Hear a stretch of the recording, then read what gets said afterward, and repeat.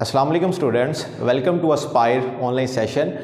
First year mathematics के साथ मैं हूं आपका टीचर फैसल बशीर। बेटा आज के इस लेक्चर में हम फर्स्ट ईयर मैथमेटिक्स के chapter number 6 sequence and series का आगाज़ करने जा रहे हैं। ये चैप्टर जो है एनुअल पेपर के लिए बड़ा अहम है। सबसे पहले इस चैप्टर की अहमियत को डिस्कस कर लेते हैं कि एनुअल पेपर के लिए इस चैप्टर की क्या अहमियत है। बेटा एनुअल पेपर में इस चैप्टर में से आप लोगों को 15 मार्क्स का पेपर आएगा। मतलब इस चैप्टर में से आपके एनुअल पेपर में 2 MCQ सोल्व होंगे, 8 नंबर के 4 शॉर्ट क्वेश्चन सोल्व होंगे और 5 नंबर का एक लॉन्ग क्वेश्चन आपका सोल्व होगा। मतलब 15 मार्क्स का आपका एनुअल पेपर जो है बेटा इस चैप्टर से सोल्व होगा। एनुअल पेपर के लिए ये चैप्टर जो है बड़ी अहमियत का हामिल है। ये चैप्टर एनुअल के लिए जितना अहम है बेटा उसके साथ साथ ये चैप्टर उतना ही बेटा कंसेप्चुअल भी है। इसलिए इस चैप्टर को आपने अच्छे से समझना है और साथ साथ बेटा इस चैप्टर को आपने तैयार करना है। चैप्टर का नेम है बेटा सीक्वेंस एंड सीरीज। सबसे पहले हम सीक्वेंस की डेफिनेशन को समझेंगे, उसके बाद सीरीज की डेफिनेशन को, उसके बाद बेटा हम मूव कर जाएंगे एक्सरसाइज नंबर 6.1 की तरफ। सीक्वेंस की डेफिनेशन आपकी बुक के मुताबिक क्या है? बुक के मुताबिक सीक्वेंस की डेफिनेशन है a sequence is a function whose domain is subset of set of natural number. इस डेफिनेशन का लास्ट पे कुछ हिस्सा जो है ना बेटा उसको मैं यहाँ पे बोल्ड कर रहा हूँ, उसको मैं यहाँ पे ब्रैकेट कर रहा हूँ। सबसे पहले इस हिस्से को हम समझ रहे हैं, इसका मतलब क्या है। ये लिखा हुआ है subset of set of natural number के नेचुरल नंबर जो है सेट ऑफ नेचुरल नंबर जो है इसका हमने क्या लेना है बेटा सबसेट। तो पहले आपको सबसेट का पता होना चाहिए सबसेट क्या होता है। सबसेट की 2 टाइप्स हैं जो हमने चैप्टर 2 में डिटेल से पढ़ी हुई हैं। ठीक है, सबसेट की 2 टाइप्स हैं, एक प्रॉपर सबसेट है, एक इम्प्रॉपर सबसेट है। हमने सेट ऑफ नेचुरल नंबर का जो है वो सबसेट लेना है। जब हम सेट ऑफ नेचुरल नंबर का सबसेट लेंगे, वो सबसेट चाहे प्रॉपर हो चाहे इम्प्रॉपर हो, बेटा उसने हमें आंसर जो देना है वो क्या होगा? नेचुरल नंबर ही होगा। ठीक है, जब सेट ऑफ नेचुरल नंबर का हम सबसेट लेंगे चाहे वो प्रॉपर हो चाहे इम्प्रॉपर हो, उसकी फाइनल जो हमें वैल्यू मिलेगी सेट की फॉर्म में वो भी क्या होगी? नेचुरली होगी। तो लास्ट पे जो हमारे पास ये जो रिजल्ट है ना subset of set of natural number, इसलिए हम यहां पे इसको कंसीडर कर लेंगे, यहां पे फर्ज कर लेंगे कि इसका मतलब क्या है? नेचुरल नंबर ही है। ठीक है, अब रिमेनिंग पार्ट देखें जरा। A sequence is a function, कि सीक्वेंस जो है एक फंक्शन है। मतलब जो करैक्टर एक फंक्शन प्ले करता है सीक्वेंस ने भी वही करैक्टर प्ले करना है। अब फंक्शन क्या करैक्टर प्ले करता है बेटा? फंक्शन जो है हमें एक इनपुट वैल्यू से एक आउटपुट वैल्यू देता है। ठीक है, फंक्शन में अगर डोमेन की हम एक वैल्यू पुट करते हैं तो रेंज सेट ऑफ रेंज में भी हमें एक वैल्यू मिलती है। ठीक है, अगर कभी ऐसा हो कि हमें एक इनपुट से एक से ज्यादा आउटपुट मिल जाए या एक डोमेन से सेट ऑफ रेंज में हमें एक से ज्यादा वैल्यू मिल जाए, मतलब एक इनपुट एक से ज्यादा आउटपुट दे दे या सेट ऑफ डोमेन में पड़ा एक एलिमेंट सेट ऑफ रेंज हमें एक से ज्यादा एलिमेंट दे, तो फिर वो फंक्शन ही होगा। अगर वो फंक्शन ही है तो फिर वो सीक्वेंस भी नहीं है। ठीक है, कि सीक्वेंस होने के लिए उस मखसूस रिजल्ट का फंक्शन होना जरूरी है। A sequence is a function, कि सीक्वेंस एक फंक्शन है बट उसके अंदर एक स्पेशल कंडीशन होल्ड करनी चाहिए। वो स्पेशल कंडीशन कौन सी है? कि वो फंक्शन जो हम मान रहे हैं उस फंक्शन की जो डोमेन है वो क्या होनी चाहिए? नेचुरल नंबर होना चाहिए। अब इसको मैं जरा समराइज कर रहा हूं कैसे, कि सीक्वेंस एक फंक्शन है, कंडीशन क्या है कि उस फंक्शन की डोमेन क्या होनी चाहिए? नेचुरल नंबर होना चाहिए। अब एक इसकी एक एग्जांपल के साथ मैं आपको यहां पे समझा रहा हूं। एग्जांपल मैंने यहां पे लिखी हुई है an इक्वल है 2n+3। ये हमारे पास एक इक्वेशन है, ये हमारे पास बेटा एक इक्वेशन है, ये एक फंक्शन है। इसमें पड़ा जो n है, ये n यहाँ पे इनपुट वैल्यू को जाहिर कर रहा है। मतलब अगर n की जगह पे हम कुछ पुट करेंगे ना तो इनपुट वैल्यू वो कंसीडर होगी। अगर n यहाँ पे n जो है ये इनपुट वैल्यू को जाहिर कर रहा है, यहाँ पे बड़ा n जो है ये इंडिपेंडेंट वैल्यू को जाहिर कर रहा है, यहाँ पे बड़ा n जो है ये डोमेन की वैल्यू को जाहिर कर रहा है। मतलब n की जगह पे हम वैल्यू पुट करेंगे वो इनपुट वैल्यू भी कंसीडर होगी, वो इंडिपेंडेंट वैल्यू भी कंसीडर होगी, वो इसकी डोमेन की वैल्यू भी कंसीडर होगी। ठीक है, an इक्वल है 2n+3। ये हमारे पास एक जो है वो फंक्शन भी है, इसको हम जो है यहाँ पे एक इक्वेशन भी मानते हैं। ये वाला फंक्शन सीक्वेंस कब होगा बेटा? जब इसमें आने वाला n, फॉर एग्जांपल ये हमारे पास सीक्वेंस है, इसमें पड़ा n अगर q को बिलोंग कर जाए, ये फंक्शन है, इसमें पड़ा n अगर q को बिलोंग कर जाए, सेट ऑफ रैशनल को बिलोंग कर जाए, तो फिर ये वाला रिजल्ट जो हमारे पास लिखा हुआ है ये सीक्वेंस होगा, ये फंक्शन ही होगा, क्योंकि हम इसकी डोमेन n जिसकी जगह पे हमने वैल्यू पुट करनी है उसको हमने रैशनल कंसीडर कर लिया है। तो अब ये सीक्वेंस है, ये फंक्शन ही है। अगर यहाँ पे आने वाला n q प्राइम इररेशनल को बिलोंग कर रहा है तो ये फंक्शन है, ये सीक्वेंस नहीं है, क्योंकि इसकी डोमेन अब इरेशनल हो गई है। अगर यहाँ पे आने वाला n जो है रियल को बिलोंग कर जाए, कैपिटल R को बिलोंग कर जाए, तो भी ये सीक्वेंस है, ये फंक्शन नहीं है। ये वाला रिजल्ट जो है कब फंक्शन होगा, जब इसमें आने वाला n, इसमें आने वाली डोमेन की जो वैल्यू है किसको बिलोंग कर जाए, n प्राइम को मैं यहाँ पे क्या कंसीडर कर रहा हूँ, subset of set of natural number consider कर रहा हूँ कि एक सीक्वेंस फंक्शन है। स्पेशल कंडीशन क्या है कि उस फंक्शन की डोमेन क्या होनी चाहिए, नेचुरल होना चाहिए, कि ये एक फंक्शन है, ये फंक्शन सीक्वेंस कहलाएगा अगर इसमें आने वाला n बेटा किसको बिलोंग कर गया,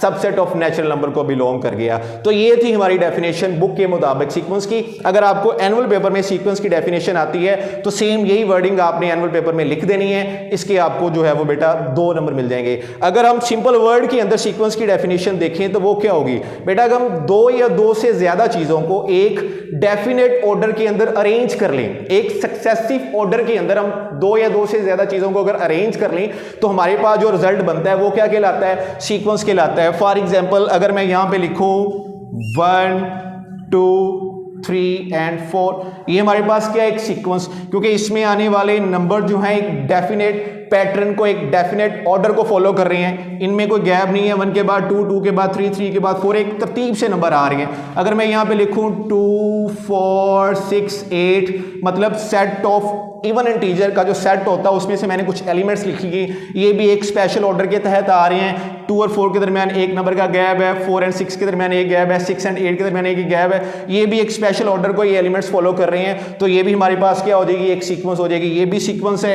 ये भी एक सीक्वेंस है। वैसे भी बेटा सीक्वेंस का जो वर्ड है हम अपनी रोजमर्रा जिंदगी में इस्तेमाल करते हैं। जैसे एक टीचर एक क्लास में आता है तो वो आके आप स्टूडेंट से कहता है कि बेटा सीक्वेंस में आप बैठ जाइए, अपनी चेयर्स को सीक्वेंस कर लें, मतलब उनको अरेंज कर लें। और वैसे भी हम अपने रोजमर्रा के जो काम है हमारी कोशिश होती है कि हम उनको एक सीक्वेंस के साथ जो है वो सरअंजाम दें। तो ये थी हमारे पास बेटा सीक्वेंस की डेफिनेशन। इस चैप्टर में हम सीक्वेंस की टाइप्स पढ़ेंगे, अरिथमेटिक सीक्वेंस को हम डिस्कस करेंगे, हम यहाँ पे geometric sequence and harmonic sequence को डिस्कस करेंगे। वो नेक्स्ट फर्दर एक्सरसाइज में इंशाल्लाह उनको हम डिटेल से डिस्कस करेंगे। अब सेकंड यहाँ पे डेफिनेशन जो मैं आपके साथ शेयर करना जा रहा हूँ वो है सीरीज की डेफिनेशन। क्योंकि चैप्टर का नाम है सीक्वेंस एंड सीरीज, सीक्वेंस को हमने देख लिया, सीरीज क्या होती है बेटा, सीरीज है the sum of an identical, मतलब आइडेंटिकल, जो आइडेंटिकल नंबर मतलब वो नंबर जो क्लियर हो, जिनकी शनाख्त का हमें पता हो, जिनको हम जानते हो, of terms in a sequence is called series. Simple word में अगर हम सीरीज की डेफिनेशन को यहाँ पे समझना चाहें तो वेरी सिंपल। फॉर एग्जांपल यहाँ पे लिखा है जी 1 2 3 एंड 4, ये हमारे पास क्या एक सीक्वेंस है। यहाँ पे लिखा है 2 4 6 एंड 8, ये भी क्या है हमारे पास सीक्वेंस है। सीक्वेंस से सीरीज कब बनती है बेटा, एक सीक्वेंस है, ये एक सीक्वेंस है, ये सीरीज कब बनेगी, जब इसमें पड़े कोमास को हम यहाँ से हटा देंगे। इसमें पड़े कोमास को जब हम यहाँ से हटा देंगे तो ये सीक्वेंस से क्या बन जाएगी बेटा, सीरीज। पहले ये हमारे पास सीक्वेंस थी, हमने इसमें पड़े जो कोमास हैं जो इसमें एन को जाहिर कर रहे हैं उसको हमने खत्म करके यहाँ पे प्लस का साइन यूज कर लिया, तो वो क्या बन गई बेटा, सीरीज बन गई है। जस्ट हमने कोमास की जगह प्लस यूज किया तो सीक्वेंस से क्या बन गई, सीरीज। अब सम ऑफ सीरीज फाइंड करने के जो फार्मूलाज हैं वो भी हम फर्दर इंशाल्लाह नेक्स्ट एक्सरसाइज में डिस्कस करेंगे। ये हमारे पास सीक्वेंस, ये हमारे पास सीरीज। सीक्वेंस क्या है, सीक्वेंस एक फंक्शन है, शर्त क्या है, उस फंक्शन की डोमेन क्या होनी चाहिए, subset of set of natural number होनी चाहिए। सीरीज क्या है, सीक्वेंस में से कोमा को हटा के प्लस लगा दे तो हमारे पास क्या बन जाती है, सीरीज। ये डेफिनेशन पेपर में बेटा पूछी जाती है, इसको आपने अच्छे से याद कर लेना है। अब हम मूव कर रहे हैं एक्सरसाइज नंबर 6.1 की जानिब। ये एक्सरसाइज बड़ी आसान है, इसमें से शॉर्ट क्वेश्चन पूछा जाता है, इसके सेकंड या थर्ड पार्ट में से शॉर्ट क्वेश्चन पेपर में पूछ लिया जाता है। ये एक्सरसाइज शॉर्ट क्वेश्चन के लिए बेटा, इस एक्सरसाइज से आपको कोई लॉन्ग क्वेश्चन नहीं आएगा। इसके क्वेश्चन 1 की अगर बात करें बेटा, क्वेश्चन 1 में लिखा हुआ है right first 4 terms of the following sequence. के क्वेश्चन 1 में जो हमें डिफरेंट पार्ट्स दे दिए गए हैं ना, उन्होंने हमें कहा है कि आपको जो सीक्वेंस हर पार्ट में दी गई है आपने उसके पहले 4 टर्म्स जो हैं उनके बारे में हमें बताना है। टर्म्स के बारे में जरा थोड़ा सा समझ लें क्या होती है। फॉर एग्जांपल अगर मैं यहां पे लिखूं 1 2 3 एंड 4, ये एक सीक्वेंस है।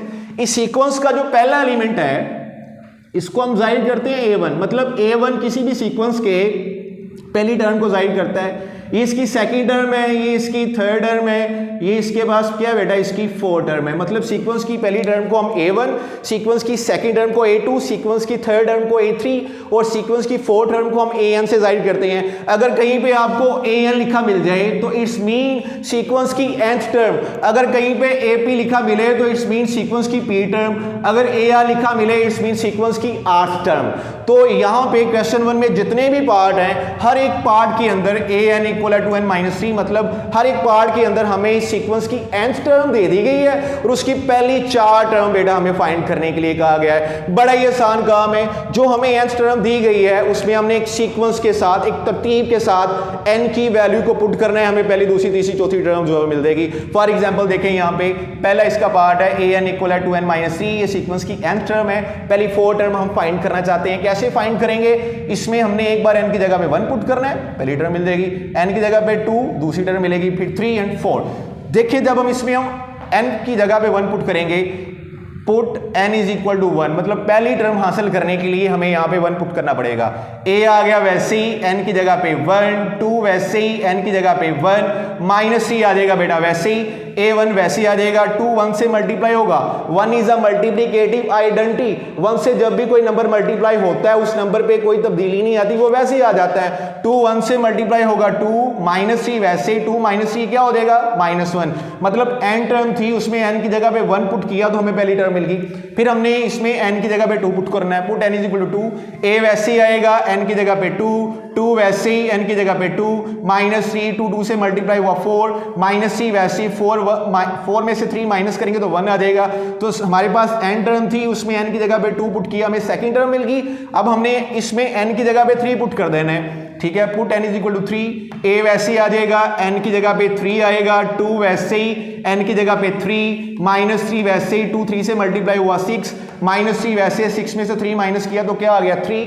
अब हमने यहां से 4 टर्म निकालनी है, वो कैसे निकलेगी, ओरिजिनल जो हमारे पास सीक्वेंस है, जो nth टर्म ऑफ सीक्वेंस है उसमें हमने 4 पुट करना है। a वैसे ही आएगा, n की जगह पे हम 4 पुट कर देंगे, 2 वैसे ही आएगा, n की जगह पे 4 पुट करेंगे, -3 वैसे ही, 2 4 से मल्टीप्लाई हुआ 8, -3 वैसे 8 में से 3 माइनस किया तो क्या आ गया 4। यहाँ पे पहली टर्म हमारे पास -1 है, सेकंड टर्म जो है 1 है, थर्ड टर्म 3 है और फोर्थ टर्म क्या आ गई हमारे पास बेटा 5। तो हम यहाँ पे क्या लिख देंगे, हेंस यहाँ पे हमारे पास क्या आ जाएगा, -1, 1, 3 and 5 are first 4 terms of given sequence, कि हमें जो गिवन सीक्वेंस n टर्म दी गई है सीक्वेंस की, उसकी पहली 4 टर्म जो हैं वो ये हमारे पास है। ये था क्वेश्चन 1 का हमारा पहला पार्ट, ये रहा इसका मुकम्मल सॉल्यूशन।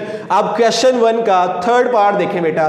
थर्ड पार्ट में भी हमें एक ऐसी एक सीक्वेंस दे दी गई है, मतलब सीक्वेंस की n टर्म दे दी गई है और फर्स्ट 4 टर्म्स बेटा हमसे पूछी है। इसमें भी सारा वही प्रोसेस हमने रिपीट करना है कि सारे रिजल्ट में n की जगह पे हमने एक बार 1 पुट करना है, फिर 2, फिर 3, 4, फिर हमें इसकी एक तरतीब के साथ पहली, दूसरी, तीसरी, चौथी टर्म मिल जाएगी। देखिए कैसे करना हमने।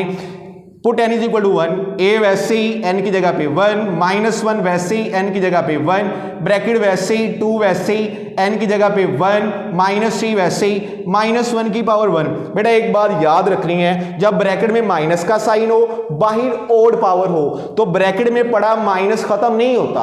अगर ब्रैकेट में माइनस है, बाहर पावर इवन है 2 4 6 8, तो माइनस का साइन खत्म हो जाएगा। अगर ब्रैकेट में माइनस है किसी सिंगल रियल वैल्यू के साथ, तो माइनस इवन है तो खत्म हो जाएगा, ओड है तो खत्म नहीं होगा।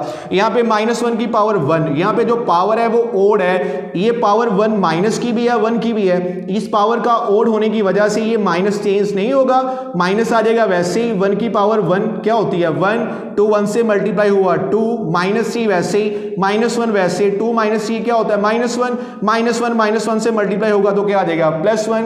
n टर्म थी, n is equal to 1 put किया, हमें पहली टर्म मिल गई। अब इसी तरह हमने इसमें n की जगह पे 2 पुट करना है, a वैसे ही n की जगह पे 2, -1 वैसे ही n की जगह पे 2, ब्रैकेट 2 वैसे ही n की जगह पे 2, -3 वैसे ही। अब यहाँ पे ब्रैकेट में लिखा -1 और 2, ये जो 2 पावर है इस माइनस की भी है 1 की भी है। ब्रैकेट में माइनस है, बाहर पावर अब इवन है, ब्रैकेट में माइनस हो, बाहर पावर इवन हो, तो माइनस किस में चेंज होता है बेटा प्लस में। ये माइनस की जगह पे आ जाएगा +1 की पावर 2, मतलब 1 × 1 वो क्या होता है 1, 2 2 से मल्टीप्लाई हुआ 4, -3 4 -3 1, 1 1 से हुआ तो 1। ये आ गई हमारे पास सेकेंड टर्म। थर्ड टर्म देखें कैसे निकालनी है। उसके लिए हमने ओरिजिनल एन टर्म में एन की जगह पे 3 पुट कर देना है, ए वैसे ही एन की जगह पे 3, मतलब इस रकम में जहां जहां पे एन है हमने 3 पुट कर देना है। -1 की पावर 3, ये पावर 3 माइनस की भी है 1 की भी है, ब्रैकेट में माइनस है, बाई पावर रोड है, माइनस चेंज नहीं होगा, 1 की पावर 3 का मतलब 1, 2 3 से मल्टीप्लाई हुआ 6, -3 वैसे 6 - 3 3, -1 3 से मल्टीप्लाई हुआ 3, एन टर्म में हमने एन की जगह पे 3 पुट किया तो हमें तीसरी टर्म मिल गई। अब 4 टर्म कैसे निकालनी है, वही मेथड बेटा, इसमें एन की जगह पे 4 पुट कर दें, हमें 4 टर्म मिल जाएगी। ए वैसे एन की जगह मतलब ये सारी रकम है जहां पे एन है हमने वहां पे क्या पुट कर देना है 4, तो ये रिजल्ट हमें मिलेगा -1 की पावर 4, ये पावर 4 माइनस की भी है 1 की भी है, ब्रैकेट में माइनस है, बाई पावर इवन है, इसलिए माइनस किस में चेंज हो जाएगा प्लस में, 1 की पावर 4 मतलब 1 4 टाइम मल्टीप्लाई होगा वो 1 ही आ जाएगा। 2 4 से मल्टीप्लाई हुआ 8, -3 8 -3 5, 1 5 से मल्टीप्लाई हो गया तो क्या आ गया बेटा 5। एन टर्म थी उसमें हमने एक तरतीब के साथ 1 2 3 4 पुट किया तो हमें पहली टर्म मिल गई 1, दूसरी टर्म 1, तीसरी टर्म -3 और 4 टर्म क्या मिल गई बेटा 5। तो लास्ट में हम लिख देंगे hence 1 1 -3 5 are first 4 terms of a given sequence. Question 1 के बेटा जो रिमेनिंग पार्ट है उनमें भी हमें nth टर्म ही दी गई है, उसकी फर्स्ट 4 टर्म हमें निकालने के लिए कहा गया है। करना क्या है, उसमें एक तरतीब के साथ n की जगह पे 1 2 3 4 पुट कर देना है तो आपके पास बड़ी आसानी के साथ जो है वो पहली 4 टर्म्स की वैल्यू आ जाएगी। ये था इसका क्वेश्चन नंबर 1। तो नेक्स्ट 2 और 3 क्वेश्चन पे हम डिस्कस करेंगे इंशाल्लाह नेक्स्ट लेक्चर में। तब तक के लिए अल्लाह हाफिज़ बेटा।